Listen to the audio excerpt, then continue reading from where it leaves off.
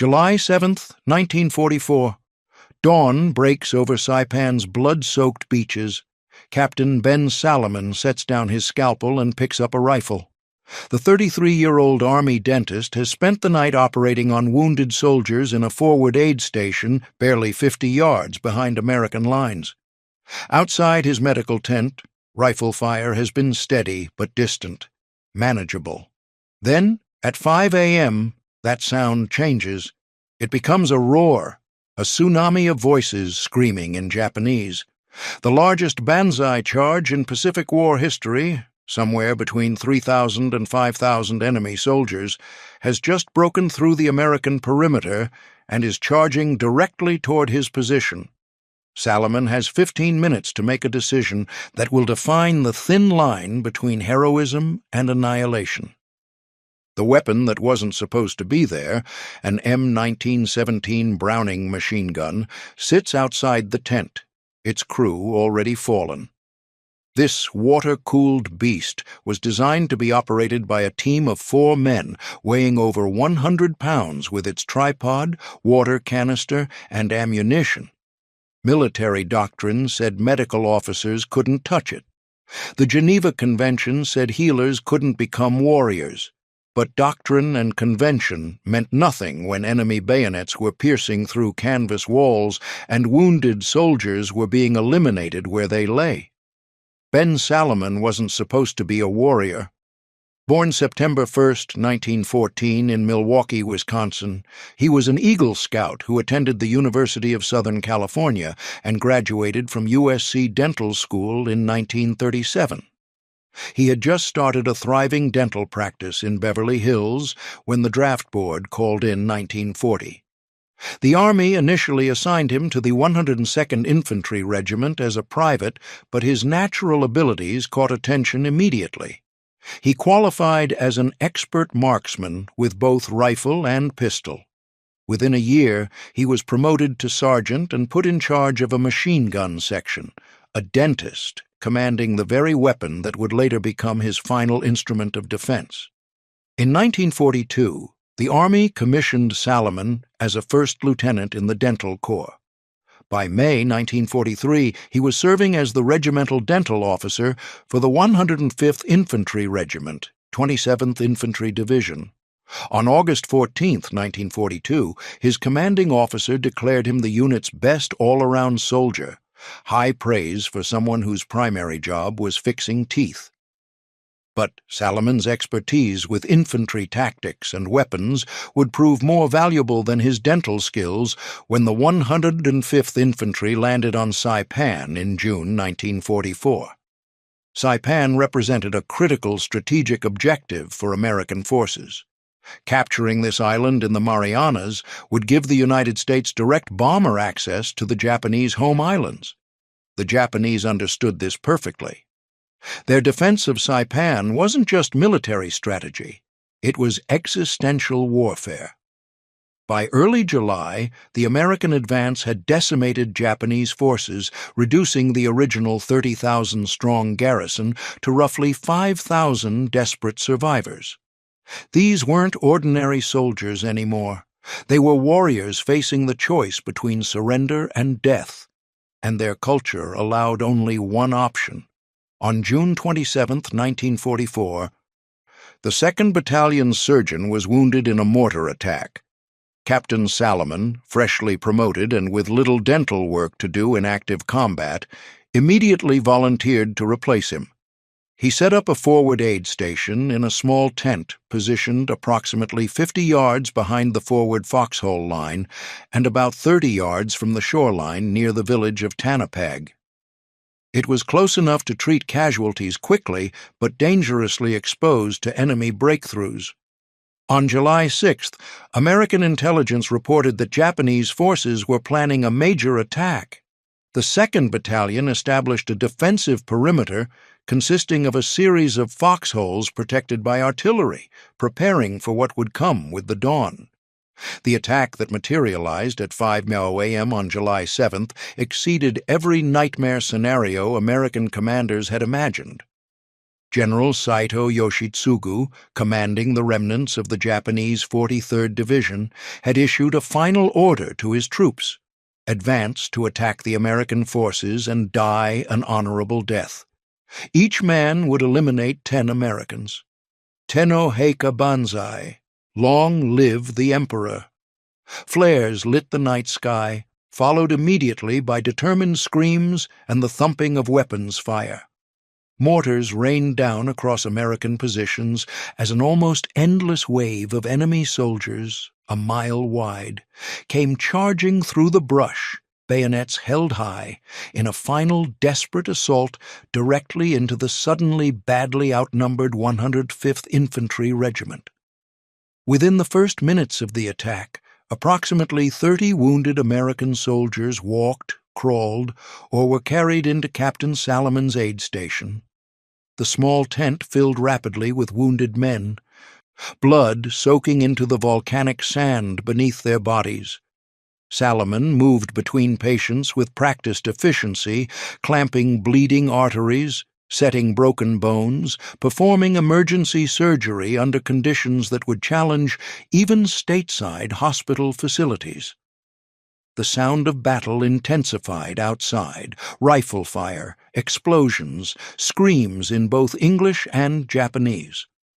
As the perimeter began to be overrun, it became increasingly difficult for Salomon to work on the wounded. The tactical situation was deteriorating faster than anyone had predicted. Then Salomon looked up and saw a Japanese soldier bayoneting one of the wounded American soldiers lying near the tent. The soldier was unarmed, helpless, being eliminated as he lay bleeding on a surgical table.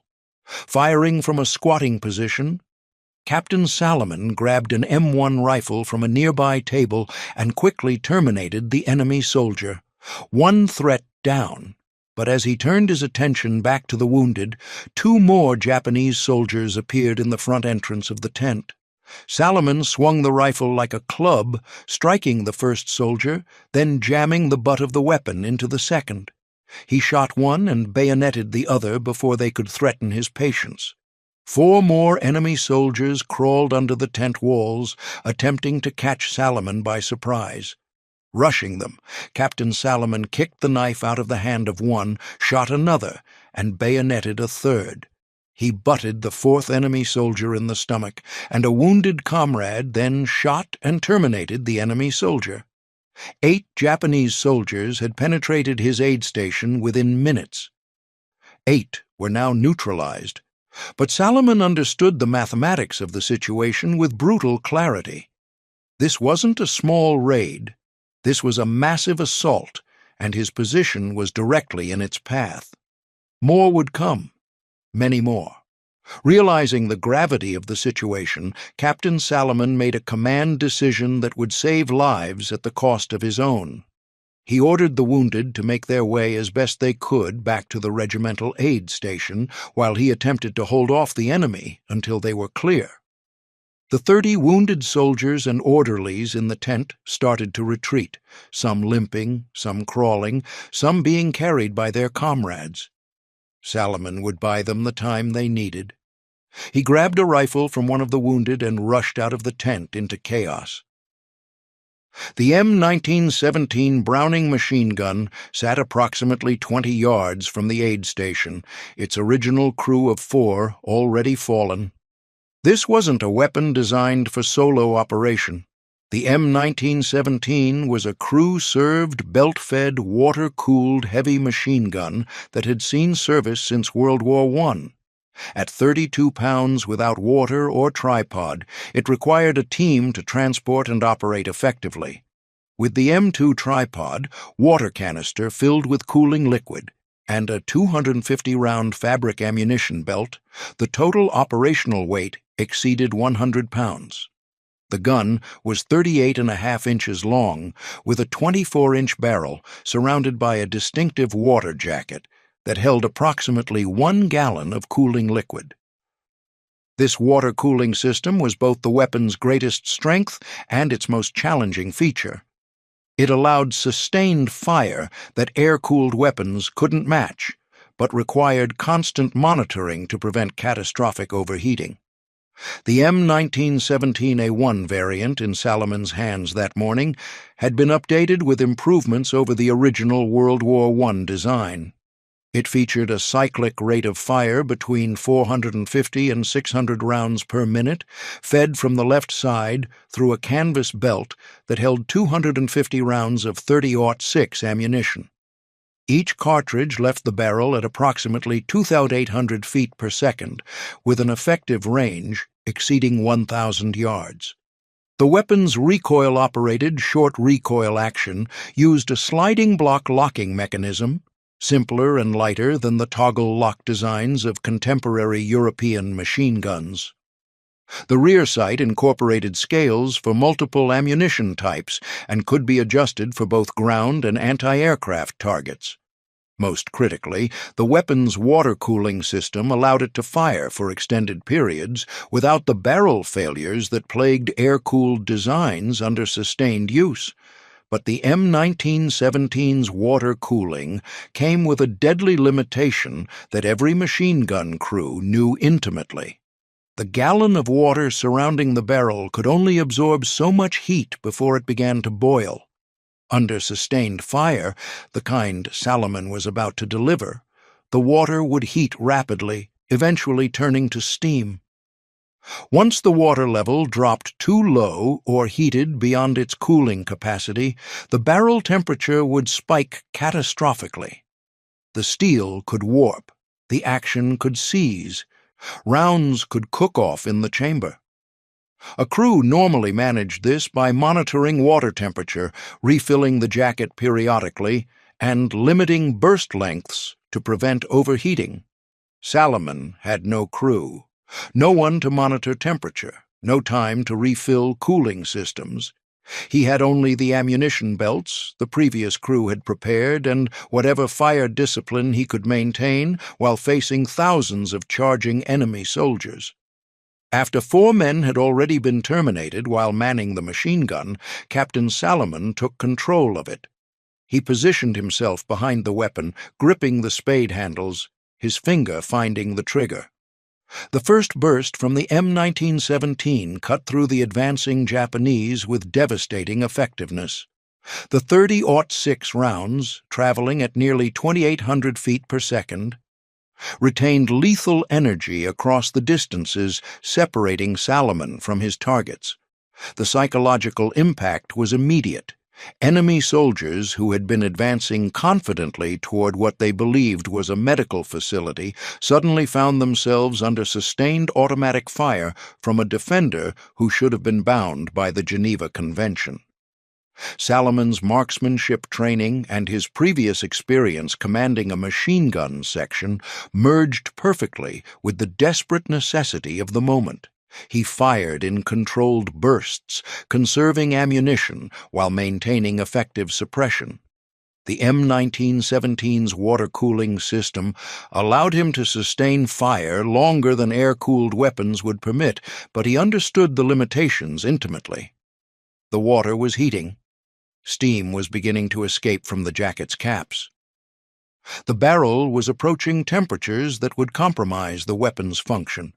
But stopping meant death for the wounded soldiers retreating behind him, so Salomon continued firing, traversing the weapon across waves of attacking troops. The Japanese assault pressed forward with fanatical determination.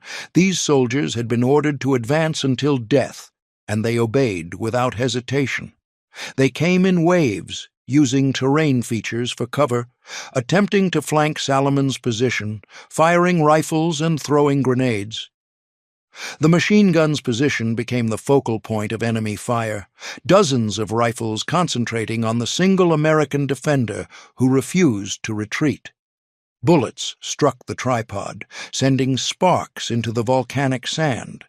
Rounds impacted near Salomon's position, showering him with debris. But the M1917 continued firing, its distinctive rapid-fire rhythm cutting through the chaos of battle. As the water jacket heated toward boiling, Salomon faced the nightmare scenario every machine gun crew dreaded. The weapon was approaching catastrophic overheating, but enemy forces were still pressing the attack. Evidence discovered later suggested that Salomon made a tactical decision that demonstrated both his infantry expertise and his desperation. He repositioned the gun. Moving a 100-plus-pound weapon system under enemy fire, while wounded, represented a feat of physical endurance and tactical brilliance. The blood trail he left behind told the story of a man operating beyond the normal limits of human capability, driven by the knowledge that wounded soldiers behind him were counting on every second he could buy them. 4 times during the engagement, Salomon repositioned the M1917 to gain better fields of fire. Each move required lifting the weapon with its tripod, carrying it to a new location, setting it down, reorienting it toward enemy positions, and resuming fire, all while under sustained attack from Japanese forces that had recognized him as the primary obstacle to their advance. The physical toll of moving such weight, combined with wounds he was receiving, would have incapacitated most soldiers. But Salomon continued fighting, continued firing, continued repositioning. The pile of empty ammunition belts around each of his firing positions suggested he maintained disciplined fire control even as the tactical situation deteriorated. The M1917's barrel was steaming continuously now, water boiling inside the jacket, metal expanding toward failure temperatures. In normal crew-served operations, this would be the moment to swap barrels, refill the water jacket, allow the weapon to cool. Salomon had none of those options. He had only the weapon in front of him, the ammunition remaining in the belts, and his own determination to hold the position until the wounded had reached safety. The gun continued functioning despite conditions that would have caused lesser weapons to fail, a testament to John Moses Browning's engineering genius and the robust construction of American military firearms. Contact with Captain Salomon was lost for 15 hours as American forces conducted a tactical withdrawal and then slowly fought to retake the territory. The Banzai charge had achieved local penetrations of American lines, but the overall defensive position held. Reinforcements arrived. Artillery support intensified. American firepower gradually pushed back the Japanese assault, though at terrible cost. When soldiers from the 105th Infantry Regiment finally retook the area around Salomon's aid station on the afternoon of July 8th, they discovered a scene that would become legendary in Marine Corps and Army history. Captain Benjamin L. Salomon's body was found slumped over the M1917 machine gun, his hands still near the spade grips, his finger near the trigger. The weapon itself had gone silent, its barrel still warm despite the hours that had passed. Around Salomon's position lay 98 dead Japanese soldiers, their bodies piled in semicircular arcs that marked the fields of fire he had controlled during his final stand. The distribution of bodies told the tactical story: concentrations where the enemy had attempted to close with his position, gaps where his fire had been most effective, evidence of multiple waves breaking against his defensive position. The forensic evidence painted a portrait of sustained combat beyond normal human endurance. Salomon's body bore 76 bullet and bayonet wounds. Medical analysis suggested that up to 24 of these wounds had been received while he was still alive and fighting, meaning he continued operating the machine gun while bleeding from nearly 24 injuries. The blood trail leading between 4 distinct firing positions showed where he had repositioned the heavy weapon, moving it each time to gain better angles of fire as enemy dead piled up in front of his previous locations. The level of determination required to move a 100-pound weapon system while fatally wounded defied medical understanding. The M1917 itself told part of the story. The weapon remained mechanically functional despite sustained use that should have caused catastrophic failure. The water jacket was nearly empty, the metal showing signs of extreme heat stress, but the action still cycled when examined. The ammunition belts around the position suggested Salomon had fired several thousand rounds during the engagement, a rate of consumption that would normally require a four-man crew and periodic weapon maintenance. Empty canteens near the position indicated he may have attempted to refill the cooling jacket using whatever liquid was available, maintaining the weapon's function through improvisation when standard procedures were impossible. Captain Edmund G. Love, the 27th Division historian, was part of the team that discovered Salomon's body. At the request of Brigadier General Ogden J. Ross, the assistant commander of the 27th Division, Love gathered eyewitness accounts from survivors and began preparing a recommendation for the Medal of Honor. The accounts from wounded soldiers who had escaped from Salomon's aid station were consistent. The dentist-turned-surgeon had ordered them to retreat while he provided covering fire from the machine gun. They had heard the weapon firing continuously for what seemed like an impossibly long time, its sustained bursts providing the suppressive fire that allowed them to reach safety. The tactical impact of Salomon's stand extended beyond the immediate body count. By holding a critical position during the most desperate phase of the Banzai charge, he prevented Japanese forces from exploiting a gap in American lines that could have led to the destruction of the entire 2nd Battalion. His sustained machine gun fire disrupted enemy formations, forced them to seek cover, and bought precious time for American defensive positions to stabilize. The psychological effect on Japanese attackers was significant. Soldiers advancing toward what they believed was a weakly defended medical facility instead encountered devastating automatic fire from a single defender who refused to retreat. But when Love submitted the Medal of Honor recommendation in 1944, it was rejected by Major General George W. Greiner, the commanding general of the 27th Division. The official reason was stark and based on a misinterpretation of international law. Salomon was in the medical service and wore a Red Cross brassard upon his arm. Under the rules of the Geneva Convention, to which the United States subscribes, no medical officer can bear arms against the enemy. This interpretation ignored the critical distinction in the Geneva Convention between offensive and defensive actions. Medical personnel were prohibited from participating in offensive operations, but the convention allowed, even required them, to defend their patients from direct attack. The rejection of Salomon's Medal of Honor launched a decades-long effort by advocates who understood that the denial represented a fundamental miscarriage of justice. In 1951, Captain Love resubmitted the recommendation through the Office of the Chief of Military History. It was returned without action with another procedural reason. The time limit for submitting World War II awards had passed. In 1969, Lieutenant General Hal B. Jennings, the Surgeon General of the United States Army, submitted another recommendation. In 1970, Stanley R. Resor, Secretary of the Army, recommended approval and forwarded the recommendation to the Secretary of Defense. The recommendation was returned without action again. In 1998, the effort gained new momentum when Dr. Robert West of the USC School of Dentistry, along with Army dentist Colonel John E. King, resubmitted the recommendation through Congressman Brad Sherman, with support from Major General Patrick D. Scully, the new chief of the Army Dental Corps.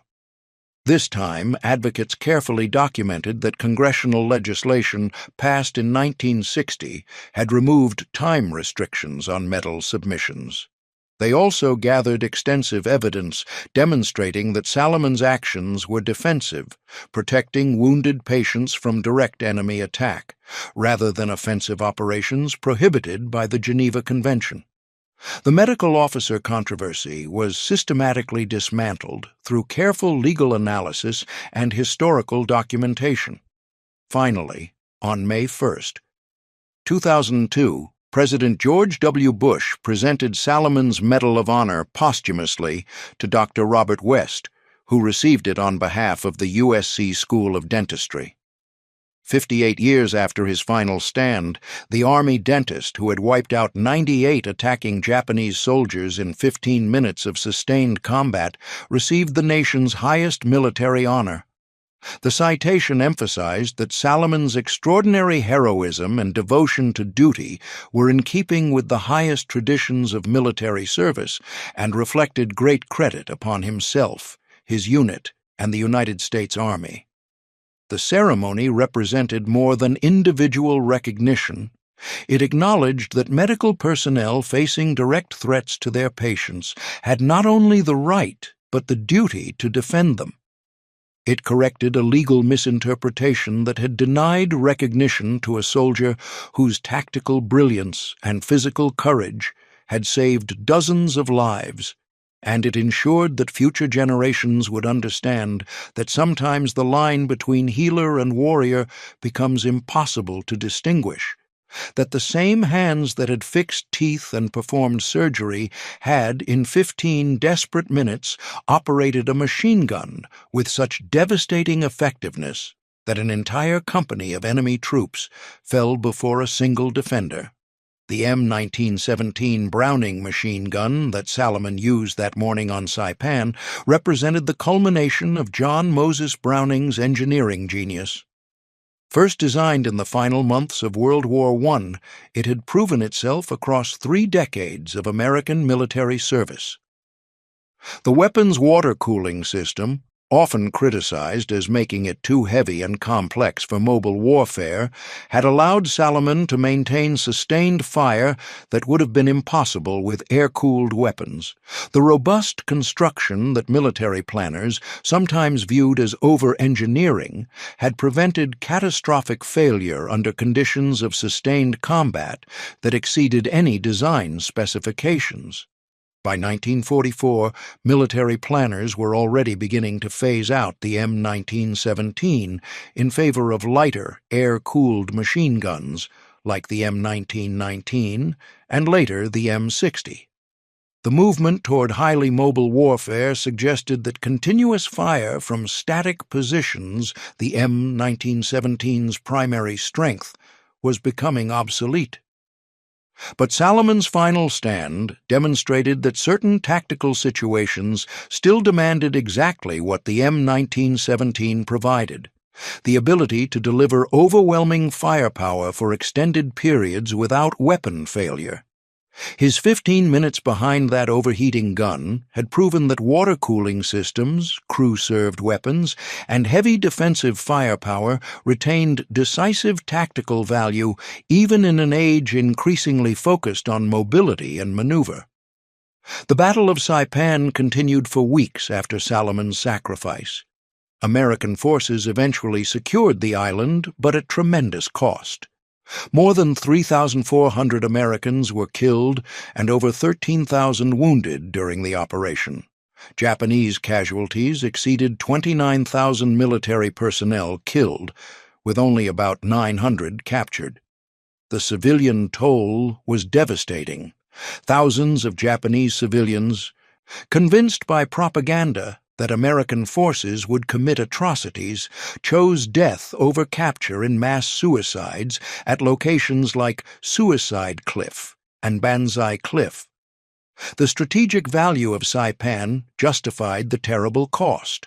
American control of the island provided the forward airfield bases from which B-29 superfortresses would eventually launch bombing campaigns against the Japanese home islands. The Banzai charge of July 7, 1944, represented one of the largest such assaults in Pacific War history. Between 3,000 and 5,000 Japanese soldiers had participated in the desperate attack, and casualty rates exceeded 80% among defending American units. Without heroes like Captain Salomon buying time for defensive positions to stabilize, the entire American perimeter might have collapsed, resulting in a catastrophic tactical defeat. His individual stand represented a fraction of 1% of total casualties inflicted during the battle, yet the tactical impact rippled across the entire defensive line. The legacy of Ben Salomon extends beyond military tactics and Medal of Honor citations.